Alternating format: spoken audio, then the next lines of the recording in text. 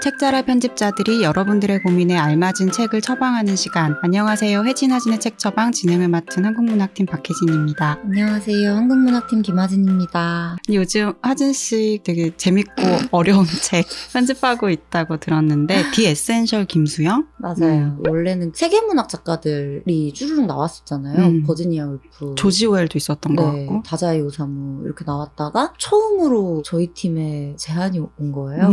너희 팀에 에센셜이 있다. 그래서 그렇구나 라고 생각은 했지만 제가 하게 될 줄은 김수영은 전집도 있고 그걸 가지고 해제로 풀어쓴 해설서도 있고 6필시고 전집도 있고 그래서 어느 자료를 얼만큼 넣느냐가 다 책임 편집에게 달려있다고 생각하니까 그 책임 안 가지고 싶은 거예요. 반납하고 싶은 책임들. 저는 누가 걸러줬으면 좋겠고. 저도 이제 3판 전집을 2018년도에 만들었는데 그때 제가 몰입하고 이제 빠져 있었던 김수영은 이런 이미지지라는 게 있었는데 또 화진 씨가 편집을 하고 뽑은 어떤 문장들이 표현되어 있는 그런 김수영을 봤을 때 이런 매력들이 또 부각되니까 이런 김수영이 되는구나. 그리고 그것도 되게 매력적이다 발견할 수 있었어요. 힘내. 김수영을 이해하기에는 김수영 딱 101년 됐는데 101년 태어난 지 101년. 한 달 며칠 만에 막 그냥 그거를 백과사전 찍어가지고 이렇게 씹어 먹는 그런 사람의 마음. 그래서 얼마나 불안하겠어요, 지금. 그래서 이제 문학 작품들에 이렇게 묻혀서 사는 저희들도 시를 대하는 게 정말 어렵고 또 계속 읽었던 책들을 다시 편집하고 하는 것도 아는 시인데도 또 어렵고 낯설고 이렇게 되는데 오늘 사연을 보내주신 선생님도 시를 대하는 방법에 대한 고민이 깊으시다고 합니다. 어떤 사연인지 함께 들어보도록 하겠습니다. 나지윤님의 사연입니다. 안녕하세요. 정말 해결하고 싶은데 잘 되지 않아서 고민인 것이 있습니다. 다름 아닌 시를 못 읽겠어요. 한국 소설을 좋아해서 많이 읽는 사람인데 시는 정말 도저히 못 읽겠습니다. 이해를 하지 말고 느끼라 하는데 그게 뭔지 모르겠습니다. 시를 읽고 느껴보려 하는데 저거 이게 무슨 말이야? 라고 생각하게 됩니다. 시를 잘 읽어볼 수 있는 방법이 있으실까요? 시를 온전히 느껴볼 수 있는 방법을 알고 저도 시를 좀 좋아하고 감상할 줄 아는 사람이 되고 싶습니다. 저랑 비슷한 고민을 하고 계시네요. 저랑도 비슷한 고민을 하고 계시네요. 근데 우리도 편집도 많이 하지만 이해하고 시를 읽는다거나 이걸 다 이해해서 막 보도자료를 쓴다거나 이런 건 좀 아닌 것 같아요. 고백하자면. 맞아요. 그 어떤 느낌? 이게 어떤 느낌인지 몰라서 내가 가지고 있는 말주머니에서 막 말을 뒤지다가 그냥 얼추 비슷한 걸로 이 느낌 맞는 맞춰보는 그런 시도들을 매번 하는 것 같고 저도 이런 무렵이 있었던 것 같아요. 그래서 화진 씨한테 시 읽고 나서 왜 여기서 헷갈리는 거죠? 선배가 가리에 한참 빠져가지고 이 가리는 어떤 집착. 가리요? 산신령처럼 이 가리가 왜 여기서 가는 것이요?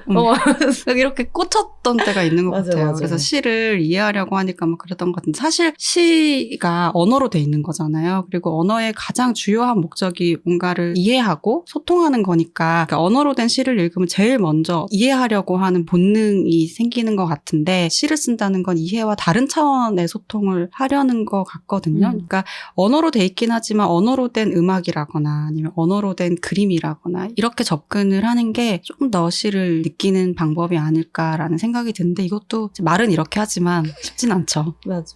저는 항상 현대미술 보면 비슷한 거 느껴요. 전시회 갈래? 미술관 갈래? 그러면 약간 겁부터 나는 거예요. 못 즐길 것 같아. 여기 모든 사람들 되게 세련되고 되게 막 멋지고 지식인들 막 있는데 나만 주변 보고 나서 무슨 말 해야 될 것 같고 해야 될 것 같고 근데 막상 들어가면 또 아니거든요. 그 이유가 무엇이든 내 마음에 드는 뭐 하나 정도는 있고 그걸 가만히 보고 있는 내 모습이 되게 좋기도 하고 그러니까 정말 이미지 차원으로 접근을 해서 그림을 상상하듯이 떠올려 볼 수도 있는 거고 음악으로 접근해서 이 시가 어떤 리듬을 구성하고 있는지 그 리듬이 나에게 어떻게 오는지 이런 방식으로 접근을 해서 그 시를 읽는 게 재밌는 것 같고 그 혼돈을 유도하는 게 현대시인 것 같고 그냥 그 혼돈을 즐기는 게 또 시를 읽는 것이 아닐까라는 생각이 드는데 이번 사연에 어떤 책 처방을 하면 좋을까요? 제가 오늘 나지윤님께 처방드릴 책은 김수영의 시여 침을 뱉어라입니다. 김수영의 산문 선집이고 세계문학 전집 400번으로 이번에 출간되었어요.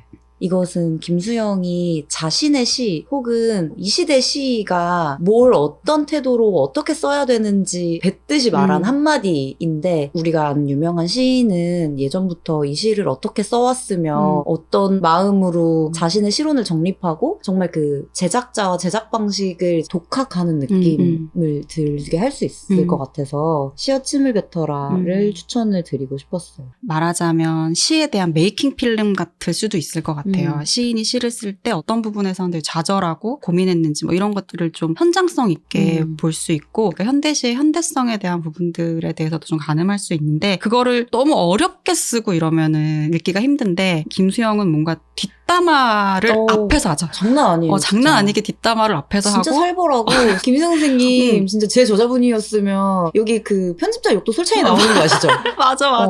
이놈의 편집자 놈들. 편집자 놈들, 시인 놈들. 문예지 만드는 편집자 놈들 시 월평만 안 쓰게 했어도 내가 시 몇 편은 더 썼을 텐데 뭐 이거를 아주 그냥 근데 쓴다. 쓴다라고 얘기하고 있고 그래서 이런 시인의 고투를 그대로 볼 수 있어서 좀 도움이 될 것 같아요. 그리고 거기에 김수영도 이렇게 말하는데 원래 어려운 거구나 이런 거 느낄 수도 있는 게 생활현실과 시라는 부분인데 읽어보자면 나쁜 시를 발견하기는 쉽지만 좋은 시를 발견하기란 참 어렵다. 그 시와 같이 살 수 있는 순간을 가져야 하기 때문이다.